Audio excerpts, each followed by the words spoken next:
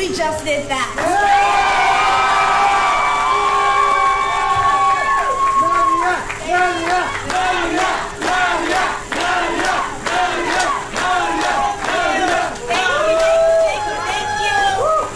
Thank you. All right, if I could have a moment of silence, just so that we can really deeply reflect on what's truly happening here. Y'all, I have worked at a school, so I can definitely do this all day. All right, clap me up. There you go. Thank you. Clap once if you can hear me. All right, clap twice if you can hear me. All right. Thank you so much. I am deeply honored and humbled by your support and the faith that you have placed in me.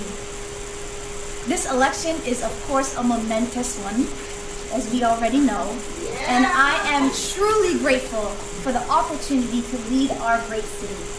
Thank you. I first want to start off by thanking Mr. Dale Anderson for stepping up, for running, and for contributing to our great democracy. So thank you, Mr. Dale. I want to take a moment and express my greatest gratitude to my campaign manager, to my team, Cole. I couldn't have asked for a better campaign manager. To Anissa and Behja and Kosar, who are just running around handling everything. Thank you so much. Thank you for door knocking. Thank you for doing it after work and after school and all your other obligations. Thank you. Thank you to Isabel. I think I saw her somewhere over here. But man, she door knocked over 1,000 doors. To Griffin and to Jaden, who I saw as well, who are high school students, who came and door knocked. That's amazing.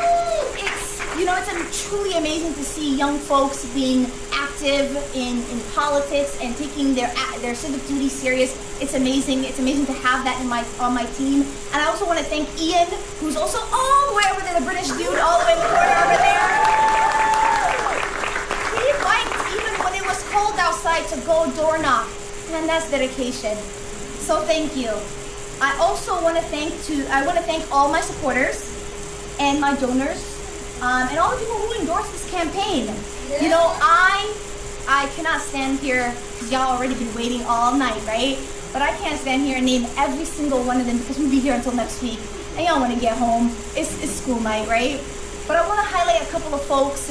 I don't know if I saw them on my way here, but I want to highlight our council member, Lynette Dumalang, who is a ward member too. A good friend to me and a huge supporter. Also want to thank both of our House representative, Larry Kraft. I think I saw him too. Yeah, Larry! Yes, and our other House representative, Cheryl Joachim. There you go. I also want to thank Councilmember Tim Brosnan, whose ward that we're in. I haven't seen him, but I want to thank him as well. Okay, there we go. Thank you. There we go. I also want to recognize and give my big shout out to our Lieutenant Governor Peggy Flanagan, who lives in this neighborhood.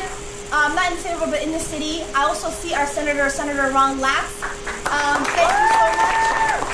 And our school board members, all the people who ran I haven't gotten a chance to look at their election, but I wish them best of luck. Oh, it's all good. All right, I'm getting that news as I'm speaking to you.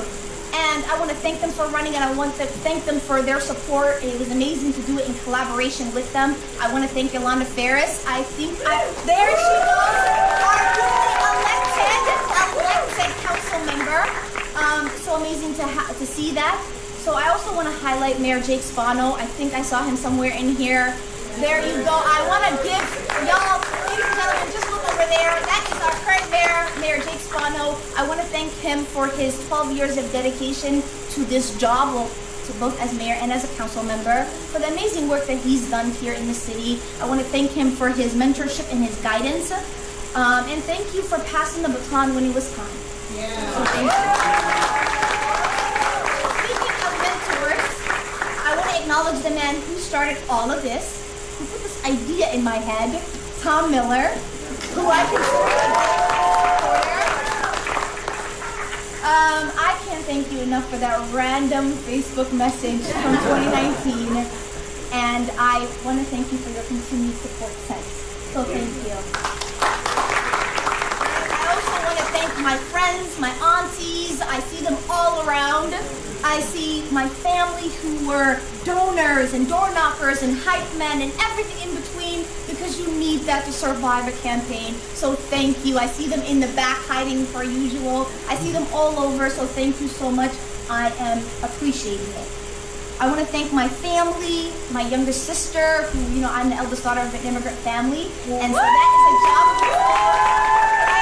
As you know, that's a job of its own, and so when I have to step away from my family, my sister steps in, and I love that. Thank you.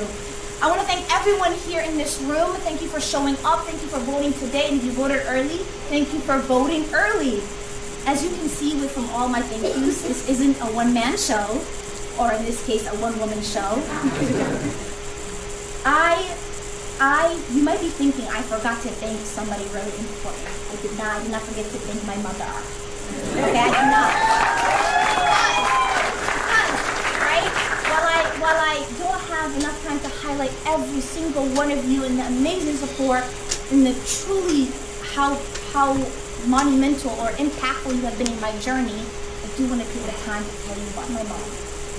So, right, many of you here know about my story, but not a lot of you guys know my mother's story. My mom was the eldest daughter of 4 girls and born and raised in Somalia. In her teenage years, she lost her father to an airstrike. They called it a casualty of war. Recognizing now she is in charge of the wellness of her family, and due to the limitation of work opportunities in Somalia, my mother moved abroad to work as a domestic worker. Now, I don't need to tell you about the working conditions of domestic workers abroad. My mother realized that this isn't her life. She went back to Somalia and then took refuge in Kenya. For the 3rd time in her life, that was the 2nd time that she moved, right, to Kenya.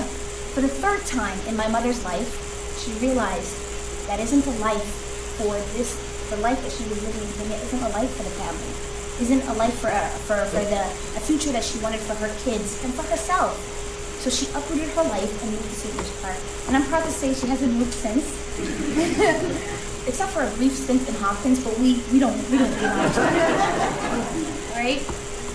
Now she stands here in this room with you all, celebrating her daughter becoming the first Black mayor, the first Somali.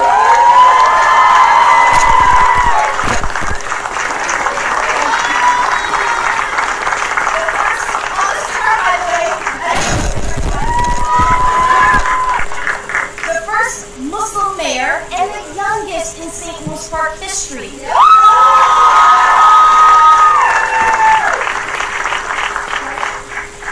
She gets to watch her daughter go and legislate at the same building she used to pay her public housing rents at.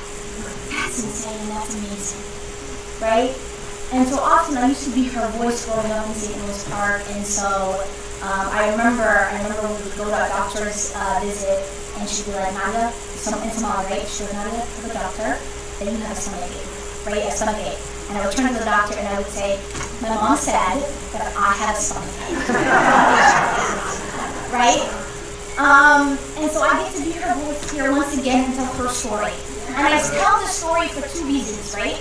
Not to gather some sympathies or pity, because honestly, you can keep that and, take it to the next person. But I want to highlight the story for 2 main reasons. From the first day I announced back in 2019 for my council seat, I was asked, where did I find this courage to run for office at such a young age? And to that, I now get to answer and say, is because I have watched a courageous woman handle her business every day and every single time. Yeah.